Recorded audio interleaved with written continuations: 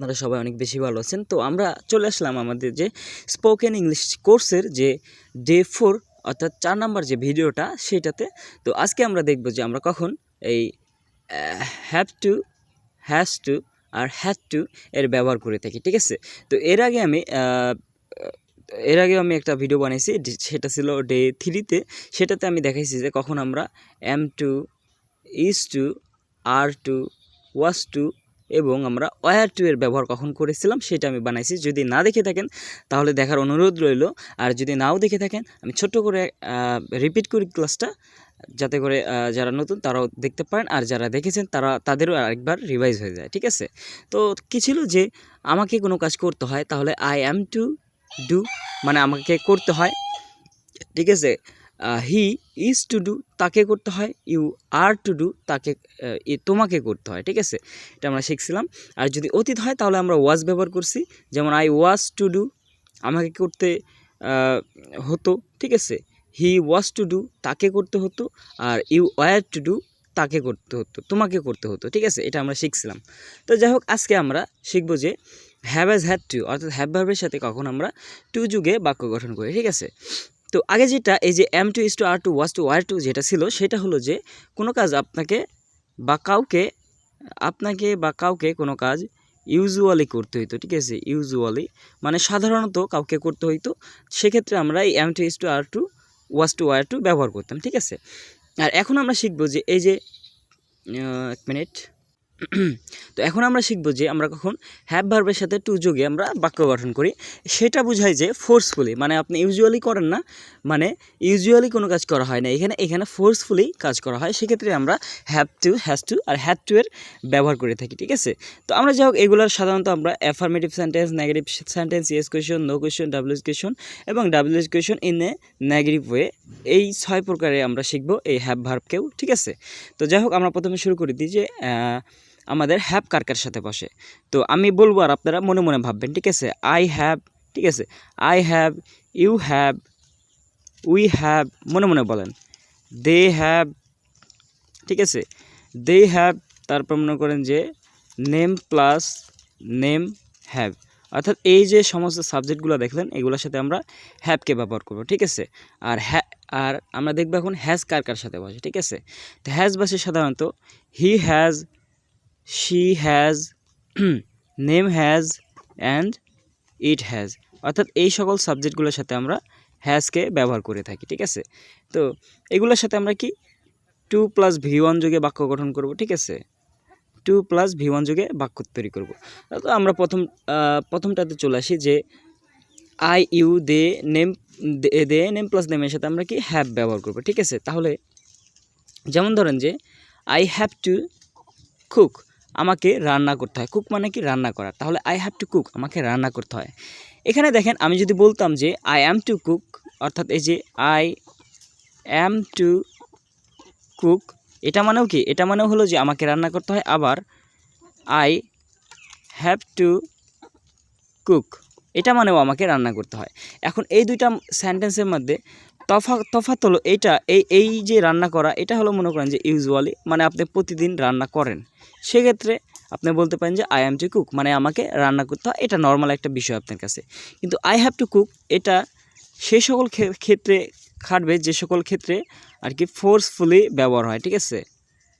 Forcefully ব্যবহার হয়, যেমন আই হ্যাভ টু কুক, এটা মানেও আমাকে রান্না করতে হয়। ধরেন আপনার ফ্যামিলি মেম্বাররা সবাই বেড়াইতে গেছে, তো আপনি ইউজুয়ালি রান্না করেন না, সেক্ষেত্রে আপনাকে 2-1 দিন রান্না করে খাইতে হবে, তাই আপনি বলতেছেন আই হ্যাভ টু কুক, আমাকে রান্না করতে হয় বা আমাকে রান্না করতে হবে, দুইটাই বোঝায়, ঠিক আছে। আমাকে রান্না করতে হয় বা আমাকে রান্না করতে হবে, এই আই হ্যাভ টু কুক দ্বারা এই দুইটাই বোঝায়, অর্থাৎ ফোর্সফুলি আপনাকে করতে হবে বা করতে হয়, ঠিক আছে। বুঝতে পারছেন? তো যাই হোক, আমরা আরও কিছু এক্সাম্পল দেখি। যেমন ধরেন যে ইউ হ্যাভ টু, ঠিক আছে। ইউ হ্যাভ টু বাই, তোমাকে বিক্রি করতে হবে, ঠিক আছে। ফোর্সফুলি বিক্রি করার ইচ্ছা নাই, বিক্রি করতে হবে, বা যে কোনো কারণবশত হোক বিক্রি করতে হবে আর কি, ঠিক আছে।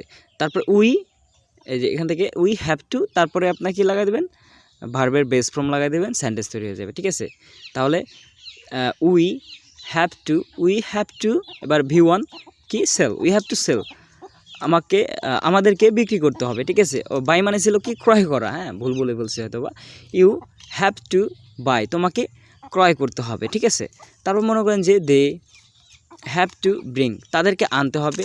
রহিম অ্যান্ড করিম, এখানে নেম প্লাস নেম না, তো Rahim and Karim have to, এই verb one take. Rahim and Karim have to কি, Rahim and Karim have to take, মানে রহিম এবং করিমকে আনতে হবে।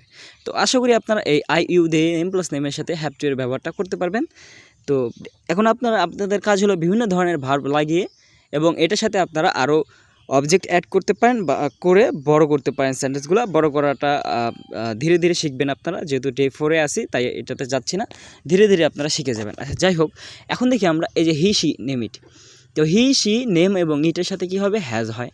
এটার সাথেও কি লাগাবেন আপনারা, ভার্বের বেস ফর্ম লাগাই দেবেন। যেমন কি হবে, he has, she has, Rahim has, it has, ঠিক আছে। তারপরে ভার্বের বেস ফর্ম, ওকে। যেমন ধরেন যে হি হ্যাজ টু, এবার verb one, he has to give, তাকে দিতে হবে, ঠিক আছে। মেয়ে হলে শি হ্যাজ টু প্লে, তাকে খেলতে হবে।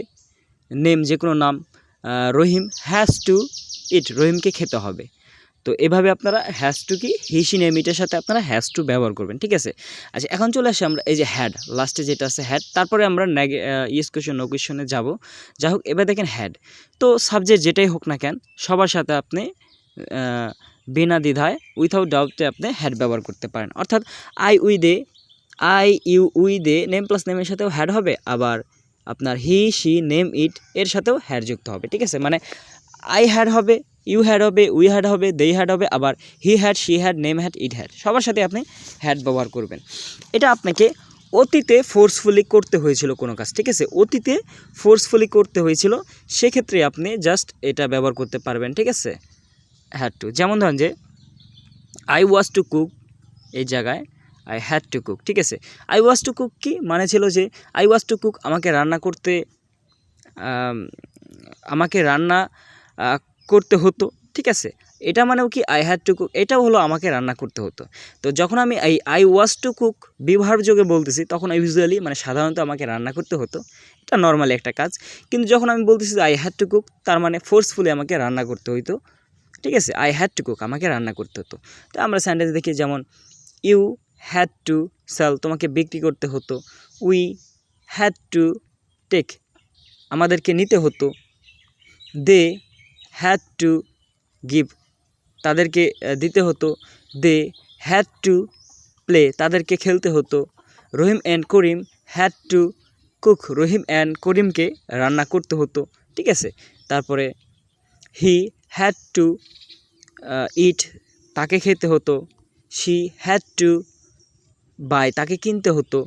রহিম হ্যাড টু সেল, রহিমকে বিক্রি করতে হতো। ইড হ্যাড টু, এখন এই জায়গায় যেহেতু বস্তুবাচক তাই আমরা একটা সাবজেক্ট ভার্ব লিখি যে ক্লিন ধরেন, তাহলে কি হলো আমাদের, ইড হ্যাড টু ক্লিন, এটা পরিষ্কার করতে হতো, ঠিক আছে। এইভাবে আপনারা কিন্তু এই হ্যাভ হ্যাজ হ্যাড টু এর ব্যবহার করতে পারেন, অর্থাৎ have to has to had to এর ব্যবহার করতে পারেন। এবার আমরা একটা সেন্টেন্স নিই, একটা সেন্টেন্সকে আমরা অ্যাফার্মেটিভ সেন্টেন্স, নেগেটিভ সেন্টেন্স হিসাবে আমরা দেখব। তো দেখেন, যেমন ধরেন যে আমি একটা দিলাম যে ইউ হ্যাড টু ওয়ার্ক, তোমাকে কাজ করতে হতো, ঠিক আছে।